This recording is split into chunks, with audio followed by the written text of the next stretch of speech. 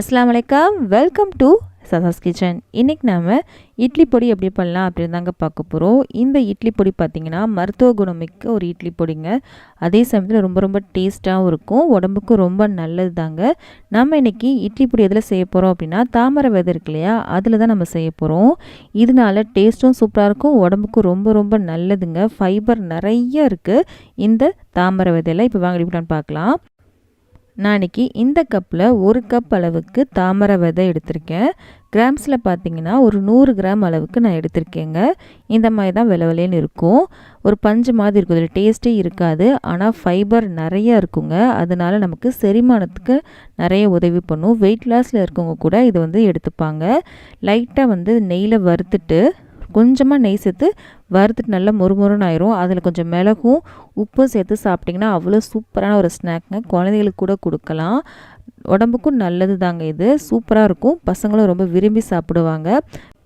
பெண்களுக்கு கர்ப்பப்பை சம்மந்தமான எந்த ஒரு பிரச்சனைக்குமே இது ஹெல்ப் பண்ணுங்க. ரத்தத்தில் சர்க்கரையோட அளவையும் இது கண்ட்ரோல் பண்ணும். வெயிட் லாஸில் இருக்கவங்க கூட இது எடுத்துப்பாங்க, நிறைய எடுத்துப்பாங்க. ஏன்னா ஃபைபர் நிறையா இருக்கு இல்லையா, அதெல்லாம் நிறையவே எடுத்துக்கலாம். ரொம்ப ரொம்ப டேஸ்ட்டாகவும் இருக்கும். நான் சொன்ன மாதிரி ஸ்நாக்காக கூட கொடுக்கலாம் குழந்தைங்களுக்கு. இதை வச்சு தான் இன்றைக்கி இட்லி இப்படி பண்ண போகிறோம். இது 1 கப் அளவுக்கு நான் எடுத்திருக்கேன். இப்போ வாங்க அடுப்பக்கம் போகலாம். அடுப்பில் ஒரு கடாய் வச்சுருக்கேன். இதில் 1 டீஸ்பூன் அளவுக்கு நெய் எடுத்துக்கலாம். நெய் கொஞ்சம் சூடாகட்டும். நெய் சூடாயிடுச்சு. இப்போ நம்ம எடுத்து வச்சிருந்தாலே 1 கப் அளவுக்கு தாமரை விதை, அதை இதிலே ட்ரை ரோஸ்ட் பண்ண போகிறோம். நல்லா மொறுமொறுன்னு ஆகணும், அது வரைக்கும் நல்லா வறுத்துக்கோங்க.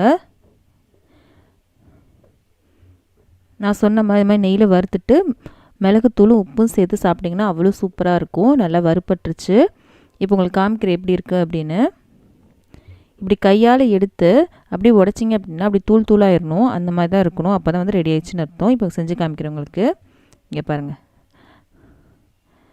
இந்த மாதிரி நல்லா தூள் தூள் ஆகணும். இப்போ இது ரெடி ஆயிடுச்சு. இது ஒரு பிளேட்டுக்கு மாற்றிக்கலாம். அடுப்பில் அதே கடாய் தான் வச்சுருக்கேன். எந்த கப்பில் நம்ம தாமரை விதை எடுத்தோமோ அந்த கப்பில் 3/4 கப் அளவுக்கு உளுந்தம்பருப்பு எடுத்துக்கலாம். இது நல்லா செவக்க வறுக்கணும். சிம்லே வச்சு நல்லா வறுத்துக்கோங்க, கரைஞ்சிடக்கூடாது. நல்லா வறுப்படணும், நல்லா செவந்து வரணும், அது வரைக்கும் நல்லா வறுத்துக்கோங்க. நல்லா செவந்து வந்துருச்சு பாருங்கள், போதும்.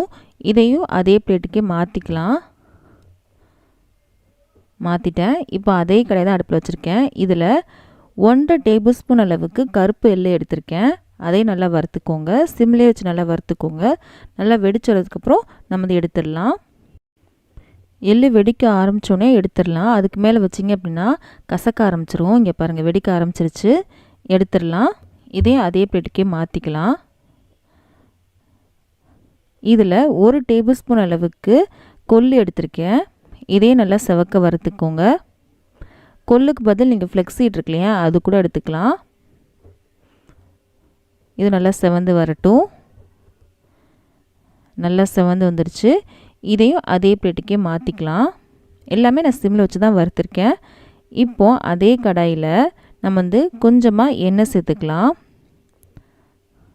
கொஞ்சமாக எண்ணெய் சேர்த்தா போதும். இதில் நம்ம 1 கைப்பிடி அளவுக்கு கருவேப்பிலை இருக்கு இல்லையா, அதை நம்ம சேர்த்துக்கலாம். உங்களுக்கு கருவேப்பிலை ரொம்ப பிடிக்கும் அப்படின்னா 2 கைப்பிடி அளவு கூட நீங்கள் கருவேப்பிலை எடுத்துக்கலாம். இது நல்லா பொரிஞ்சு வரணும். இங்கே பாருங்கள், நல்லா பொரிஞ்சிருச்சு, நல்லா மொறுமொறுன்னு ஆயிடுச்சு. இப்போது இதையும் நம்ம அதே பிளேட்டுக்கே மாற்றிக்கலாம். மாற்றிட்டேன். இப்போது அதே கடையில் கொஞ்சமாக எண்ணெய் சேர்த்துக்கலாம். நம்ம வத்தலை வறுக்க போகிறோம்.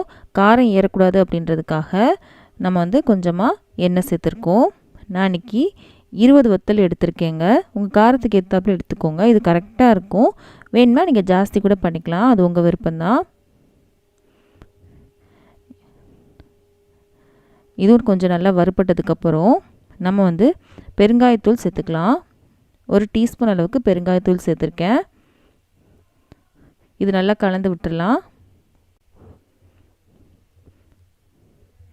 இதுவும் கொஞ்சம் நல்லா செவந்து வரட்டும் வத்தலும். இங்கே பாருங்கள், நல்லா செவந்துருச்சு. இதையும் நம்ம அதே பிளேட்டுக்கே மாற்றிக்கலாம். எல்லாத்தையும் நான் பிளேட்டில் அரேஞ்ச் பண்ணி வச்சுருக்கேன். இப்போ இது நல்லா ஆறணும். ஆறுனதுக்கப்புறம் தான் அரைக்கணும். எல்லாமே சூடாக இருக்கும் இல்லையா, ஆறட்டும். ஆறுனதுக்கப்புறம் பார்க்கலாம். இப்போ பார்த்திங்கன்னா நல்லா ஆறிடுச்சுங்க. இப்போது நம்ம அரைக்கணும். எப்படி அரைக்கணும் அப்படின்னா, ஃபஸ்ட்டு தாமரை விதை தான் அரைக்கணும். அதனால் ஒரு மிக்ஸி ஜார் எடுத்திருக்கேன். இதில் தாமரை விதை மட்டும் நான் சேர்த்துருக்கேங்க. இதை வந்து லைட்டாக கோர்ஸாக அரைச்சிட்டு வந்துடலாம். விட்டு விட்டு அரைங்க. அரைச்சிட்டு வந்துட்டேன். இங்கே பாருங்கள், இந்த மாதிரி அரைச்சிருக்கேன். இதுக்கப்புறம் மிச்சம் இருக்க எல்லா பொருளையுமே நான் சேர்த்துட்டேன் மிக்ஸி ஜாரில். சேர்த்ததுக்கப்புறம் இதுக்கு தேவையான அளவு உப்பு சேர்த்துடலாம். சேர்த்துட்டு நம்ம இட்லி பொடிக்கு எப்படி அரைப்போம் அதே மாதிரி அரைச்சிட்டு வந்துடலாம். அரைச்சிட்டு வந்துட்டேன். இந்த பொடி வச்சு இட்லி தோசைக்கும் தொட்டுக்கலாம். பொடி தோசையும் செய்யுங்க, ரொம்ப சூப்பராக இருக்கும். அதே மாதிரி பொடி இட்லி இருக்கு இல்லையா, அதுவும் சூப்பராக இருக்குங்க. கண்டிப்பாக செஞ்சு பார்த்துட்டு எப்படி இருந்தால் மறக்காமல் நீங்கள் கமெண்ட் பாக்ஸில் சொல்லுங்கள். இந்த வீடியோ பிடிச்சிருக்கும் நம்புறேன். பிடிச்சிருச்சு அப்படின்னா மறக்காம நம்ம சேனலை சப்ஸ்கிரைப் பண்ணிடுங்க. பக்கத்தில் இருக்க பெல் பட்டனையும் கிளிக் பண்ணிடுங்க. அப்போ தான் இனிமேல் போட போகிற எல்லா வீடியோஸிலும் இந்த மாதிரி ரெசிபிஸ்லாம் உங்கள் ஃப்ரெண்ட்ஸ்க்கும் ஃபேமிலிஸ்க்கும் பிடிக்கும் அப்படின்னா அவங்களுக்கு இந்த வீடியோ ஷேர் பண்ண மறக்காதீங்க. நம்ம அடுத்த வீடியோவில் சந்திக்கலாம்.